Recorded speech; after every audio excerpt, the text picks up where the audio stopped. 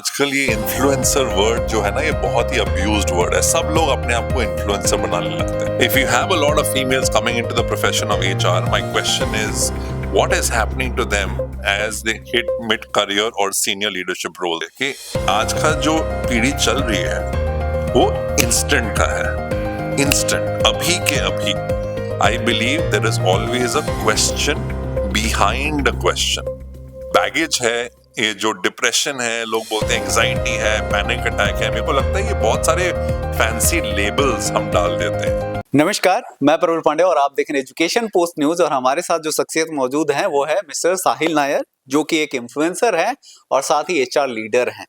तो सबसे पहले स्वागत है सर आपका। Thank you so much Pandey ji. अच्छा सर, ये बताइए कॉम्बिनेशन कहाँ से आया इन्फ्लुएंसर का और एचआर लीडर का? कैसे बना ये खिचड़ी कैसे पकाया आपने? खिचड़ी सर ऐसे पकी है कि जब हम इस फ्रेटर्निटी में आए तो हमने बहुत कुछ सीखा है।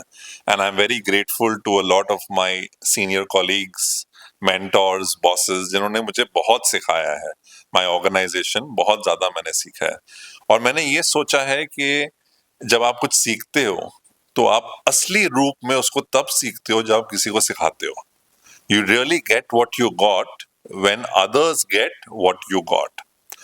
And इसलिए जब मैं पढ़ाता हूँ या मैं मेंटरिंग सेशंस लेता हूँ या मैं बच्चों के साथ टाइम स्पेंड करता हूँ, मुझे बहुत अच्छा लगता है। Having said that, I think आजकल ये इन्फ्लुएंसर वर्ड जो है ना, ये बहुत ही अब्यूज्ड वर्ड है। सब लोग अपने आप को इन्फ्लुएंसर बनाने लगते हैं। But what's the point of being an influencer if you're not influencing anybody? And therefore, over the last 16 years, as I've spent time in the space of human resources, I have created my own point of view. मेरी एक सोच है, मैं एक नजरिए से चीजों को देखता हूँ, जो मेरी सोच है। सही गलत वो दूसरे डिसाइड कर सकते हैं, बट मेरी एक सोच है और वो सोच मैं लोगों के साथ शेयर करता हूँ। एंड इस सिलसिले में लोग जुड़ते गए, कारवां बनता गया। और बड़ा अच्छा लगता है कि जब आप कोई चीज कहते हो, और मैं हमेशा लोगों को भी ये कहता हूँ, just because I am saying it you don't have to agree, but लोग जुड़ते गए और उनको अच्छा लगता गया। But I also tell people that it's important for you to be a voice and not be an echo. Sahil बोल रहा है तो आप हाँ हाँ हाँ करो, वो सही नहीं है। आपका एक व्यू पॉइंट होना चाहिए। आप एग्री करते हो, डिसएग्री करते हो, डिसएग्री करते हो तो क्यों करते हो, एक हेल्दी डिबेट होना चाहिए। तो इस तरीके से सर एचआर लीडर और इन्फ्लुएंसर का ऐसे आगे बढ़ता गया। अच्छा, कहाँ मतलब जब भी जैसे मैं बचपन में था, फिर मैं जब मैं टीन एज में था तो मेरा कुछ सपना था कुछ और बनने का। फिर एट द एंड मैं चूज किया कि मेरे को जर्नलिज्म करना है, इस फील्ड में आगे जाना है। तो वैसे आपका कौन सा वो सिचुएशन था, कौन सा स्टेज था जहां आपने सोचा कि this was the right path to take to my career at the next level? ये आपने एक बहुत प्रोफाउंड सवाल पूछा है। अगर आप मुझे आज भी पूछे that is this the career I want to be in, I am not sure. And the reason why I say I am not sure is because जिस तरीके से दुनिया बदल रही है, I think it is very, very important for us to do two things. One, get outside of our comfort zone. And two, keep pivoting ourselves with something new basis what we are upskilling ourselves on. आप देखिए, जब मैंने 10th standard पास किया था, मेरा बहुत मन था डॉक्टर बनने को, क्योंकि मैंने अपने पिताजी को देखा जो डॉक्टर हैं, जिस तरीके से पेशेंट्स आते हैं, वो उनको हेल्प करते हैं, उनको क्योर करते हैं, दर्द दूर कराते हैं, और जिस तरीके से उनको रिस्पेक्ट मिला, मुझे बहुत अच्छा लगा वो। तो मैंने कहा मुझे यही करना है, मुझे यही बनना है। फिर आगे बढ़ा, थोड़ा और कंफ्यूजन चाहिए, मैंने कॉमर्स लिया, कंफ्यूजन थोड़ा आया मन में, मार्केटिंग करूं या एचआर करूं। फिर वहां से थोड़ी सी क्लैरिटी इमर्ज हुई, लोगों से बात किया, थोड़े इंटर्नशिप्स करे, तो समझ में आया कि मुझे एचआर करना है। And even now, after spending 16 years in HR, if I have an opportunity to pivot myself, बहुत लोग मेरे को सालों से बोलते आ रहे हैं, साहिल आपकी आवाज बहुत अच्छी है, आपकी आवाज में एक बैरिटोन है। तो मुझे सुन के काफी अच्छा लगता है, बट मैंने उस बैरिटोन का आज तक कुछ किया नहीं कमर्शियली, राइट। ऑफ कोर्स हमारे ऑर्गेनाइजेशन में वॉइस ओवर किए हैं, टाउन हॉल में करा है, वैसे मैं कभी कभी पॉडकास्टिंग कर लेता हूँ, बट कमर्शियली मैंने उस आवाज का लाभ नहीं उठाया है। तो मुझे मरना नहीं है बिना वो करे, तो may be you never know, I may just have an alternate career in voice over. Fact है सर, आपका वॉइस काफी लाजवाब है। लाइक इतना वजनदार वॉइस जो मूवीज में बैकग्राउंड में जो वॉइस दिए जाते हैं ना, वैसे वॉइस ओवर आर्टिस्ट की वॉइस है लाजवाब। अच्छा ये बताइए, एचआर का कैरियर पाथ जब आपने चूज किया तो ये फैक्ट का चीज जो हमने देखा है बिजनेस स्कूल्स में, उसका बता रहा हूँ। एचआर सब्जेक्ट्स लेने वाले ज्यादातर जो पर्सन रहते हैं वो फीमेल्स रहती हैं। मेल्स अगर ट्राई भी करते हैं कि वो एचआर एज अ सब्जेक्ट लें, उसमें अपना कैरियर परस्यू करें, तो उनके दोस्तों द्वारा उनको ये किया जाता है कि क्या तुम लड़की हो जो ऐसा सब, ये सब्जेक्ट तो लाइक फीमेल ओरिएंटेड ही है। तो ऐसा परसेप्शन बना हुआ है। तो आपको इसमें दिक्कत नहीं हुआ? सर सबसे पहले तो मैं ये कहना चाहूंगा कि जिस तरीके से आपने पहले रिकॉर्डिंग में, जो हमारा अनफॉर्चुनेटली रिकॉर्ड हुआ नहीं क्योंकि माइक नहीं चल रहा था, और इस रिकॉर्डिंग में आपने ये सवाल को इतने अच्छे से चेंज किया है, मुझे बड़ा मजा आ रहा है। क्योंकि वो पहला वाला सवाल ना मेरा अलग बहुत रिस्पॉन्स था, क्योंकि मैंने आपसे ये कहा था कि this is not a gender specific profession, it is gender agnostic. आपके स्टैटिस्टिक्स जरूर राइट होंगे, ये परसेप्शन चलता भी रहा होगा, but the point still remains that one, it is gender agnostic.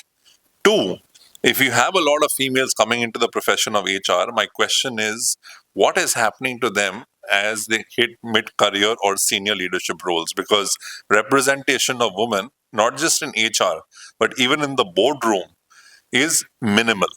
तो हमें उस पे फोकस करना चाहिए कि अगर आप बोल रहे हैं कि बहुत लोग HR ले रहे हैं, तो we should have many more, अभी भी हैं, but we should have many more CHROs who are women. इतना हो जाना चाहिए कि ये जो डिबेट चल रहा है कि मैन वुमेन का टॉपिक ही नहीं आना चाहिए। CHRO is a CHRO, you don't need a female CHRO और अ मेल CHRO। उस दिन मुझे बहुत खुशी होगी।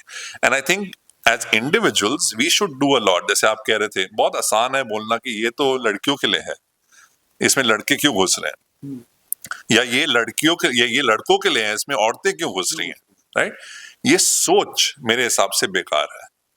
मेरे हिसाब से ये होना चाहिए कि अगर आपके पास हुनर है, अगर आपके पास समझ है, अगर आप करना चाहते हो, तो आपको करना चाहिए। ये नहीं डिफाइन करना चाहिए कि ये औरतों के लिए है या ये मर्दों के लिए है।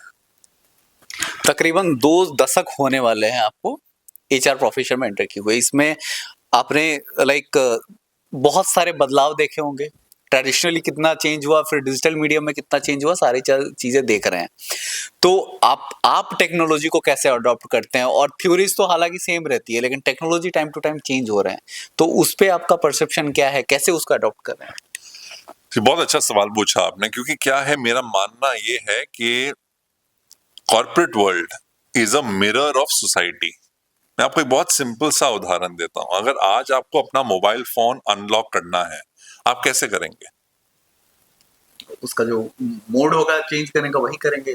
पैटर्न है तो पैटर्न डालेंगे, पासकोड है तो पासकोड डालेंगे। बहुत बढ़िया। तो आप पैटर्न डालेंगे, पासकोड डालेंगे, पासवर्ड डालेंगे, या फेशियल रिकग्निशन होगा, ठीक है। बट जो आपका ऑफिस का लैपटॉप है, उसमें आपको एक स्पेशल कैरेक्टर डालना है, उसमें आपको कैप्स लॉक डालना है, उसमें आपको न्यूमरिक डालना है, अल्फा न्यूमरिक होना चाहिए। इतना कॉम्प्लिकेटेड है, और हर कपल ऑफ मंथ्स में आपको पासवर्ड चेंज करना रहता है, पासवर्ड याद रखना पड़ता है। Why can't it just be a retina scan?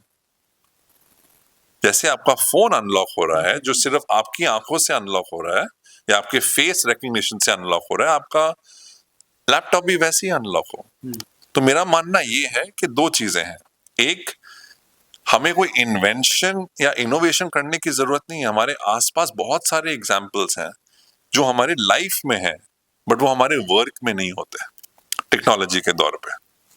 Second, अगर हम टेक्नोलॉजी को एम्ब्रेस नहीं करेंगे तो हम पीछे रह जाएंगे। So anything that is repetitive in nature, anything that is standardized, कि मेरे को बार बार करना है और वही चीज करना है, वो टेक्नोलॉजी हमसे बेहतर कर सकता है। तो वो काम हमें टेक्नोलॉजी को देना चाहिए बिना डरे। और जो लोग वो काम आज कर रहे हैं, उनको हमें अपस्किल करना पड़ेगा कि आप अलग काम करें, कोई और तरीके का काम करें जो इससे बेहतर हो। और एक बार हम वो करेंगे तो उससे क्या होगा, जो हमारा माइंड है वो ज्यादा फर्टाइल बनेगा। आज मैं हमेशा कहता हूं, बच्चों से इतना कहता हूं, वर्किंग प्रोफेशनल्स, अर्ली करियर लोगों से भी कहता हूं कि आपके पास एक जेमिनी आ गया, चैट जीपीटी आ गया, आपने सब कुछ आउटसोर्स कर दिया। चैट जीपीटी को कुछ भी नहीं पता, चैट जीपीटी से पूछो। But ChatGPT also will have its biases. ChatGPT will also be prone to mistakes. It's a great feeder. आपको एक पर्सपेक्टिव चाहिए, आप वहां से लीजिए, बट आप अपना दिमाग लगाइए, क्योंकि जब तक आप दिमाग नहीं लगाएंगे अपना खुद का, तो आपकी इंडिविजुअलिटी उस सोल्यूशन में आएगी कैसे। And the last point Pandey ji, मेरे को कहना, ये बहुत मन है मेरा ये कहने के लिए, और बहुत जरूरी पॉइंट भी है। जब हम देखते हैं ये सिनारियो को, ठीक है, आप एक बात ये जरूर समझ लीजिए कि आज का जो पीढ़ी चल रही है वो इंस्टेंट का है। इंस्टेंट, अभी के अभी। कुछ चाहिए, ब्लिंकिट करो, 10 मिनट में आ जाएगा। खाना चाहिए, 10 मिनट में आ जाएगा। आपने एक पार्टी रखी है, आपने अच्छे से प्लान नहीं किया, बट बर्फ कम पड़ गई है, मंगा लो, 10 मिनट में बर्फ आ जाएगी। पहले हम प्लान करते थे कि इतने गेस्ट आ रहे हैं, इतने लोग पिएंगे, इतना बर्फ लगेगा। आज नहीं है तो क्या बड़ी बात है, 10 मिनट में ब्लिंकिट में आ जाता है, बर्फ तक। इसकी वजह से क्या हो रहा है, जो हमारे मानसिक संतुलन है, जिस तरीके से हम अपना दिमाग को स्ट्रेच कर सकते हैं, मसल यूज कर सकते हैं, हम उतना यूज कर ही नहीं रहे। एंड उसकी वजह से मुझे डर लगता है थोड़ा बहुत, क्योंकि जो चीज हमारी है हम उसको यूज नहीं कर रहे हैं। कोई लोग बैठ के कोड लिख रहे हैं और मशीन सीख रहा है। मशीन लर्निंग जिसको बोलते हैं, machine is learning. My question is, when will humans learn? Like कहीं ना कहीं इनोवेशन और क्रिएटिविटी मर रहा है। आपने देख लिया ना, आपने तो बहुत टाइम लगा के एक मशीन बना लिया, आप बार बार वो मशीन को प्रॉम्प्ट दे रहे हैं, मशीन सीख रहा है, बट आप नहीं सीख रहे, क्योंकि thinking is not a 10 minute process. Thinking is a cumbersome process. अगर आपको एक चीज पे एक पॉइंट ऑफ व्यू बनाना है, आपको सोचना पड़ेगा कि ये सही है या गलत है, मेरे नजरिए से ये कैसे है। अगर मैं होता तो मैं क्या करता। अगर किसी को कंफ्यूजन है और आप उनको एक मॉडल दोगे, हाउ टू अचीव क्लैरिटी, आपको सोचना पड़ेगा। आप एक 2 मिनट आंसर नहीं दे सकते, मैगी नहीं है ये। तो आपको सोचना पड़ेगा कि आप कैसे उनको दीजिए ताकि वो उसको कंज्यूम कर सके, एंड दैट टेक्स टाइम। और हम सबके पास आज टाइम नहीं है, हमें तो इमीडिएटली चाहिए, तो चले जाओ चैट जीपीटी पे। आई am not saying is good और बैड, आप मेरे को गलत मत लीजिए, मैं कह रहा हूं वो अच्छी चीज है, but that's only a feeder. आपको उसके ऊपर सोचना पड़ेगा, मंथन करना पड़ेगा। मंथन करोगे तभी आपको एक बहुत अच्छा आउटपुट मिलेगा। इट्स लाइक दे से, right, again, nothing wrong with 2 minute noodles, but the real मजे जिसको कहते हैं, वो दम कुक्ड बिरयानी, ओवरनाइट आप डालो धीमी आंच पे, उसका स्वाद अलग ही है। अच्छा, ये पॉइंट तो खैर एक्सेप्टेड है, क्योंकि अभी के टाइम में चूंकि सारी चीजें बहुत तेजी से हो रही हैं, तो हमको भी एक आदत पड़ चुका है कि बहुत अब गूगल करके 10 टू पेज में सर्च करना, उससे बेटर हम चैट जीपीटी करेंगे या जेमिनी यूज करेंगे या कुछ भी परप्लेक्सिटी है उसको यूज कर लेंगे। लेकिन ये सब के बावजूद अभी का जो जनरेशन है उसके पास मतलब जो टॉप लेवल मैनेजमेंट या सीनियर्स हैं उनका कहना है, कॉर्पोरेट वालों का, उनके पास वो क्रिटिकल थिंकिंग या फिर जो अभी इंडस्ट्री डिमांड है अब उसके लिए प्रॉपरली रेडी वो नहीं हो पा रहे हैं, कहीं ना कहीं लैकिंग रह रहा है। लाइक एनालिटिकल पावर उतना स्ट्रांग नहीं है, तो उसके बारे में आपको क्या सोच है? Yes and no. ये हम एक जनरलाइज स्टेटमेंट कर रहे हैं कि नहीं है, मेरे को लगता है, मगर पॉकेट्स में है, पहली बात। दूसरा है, मगर कम मात्रा में है, ज्यादा होना चाहिए। क्योंकि देखो पहले क्या था, हमारे पास मोबाइल फोन्स नहीं थे, किसी को फोन करना था, हमें नंबर बाय हार्ट याद रहता था। आजकल सब कुछ फोन में है, मेरे पास किसी का भी नंबर मेरे को याद नहीं है, क्योंकि मैं सिंपल बोलता हूँ कॉल सो एंड सो, मेरा मोबाइल कॉल मिला देता है।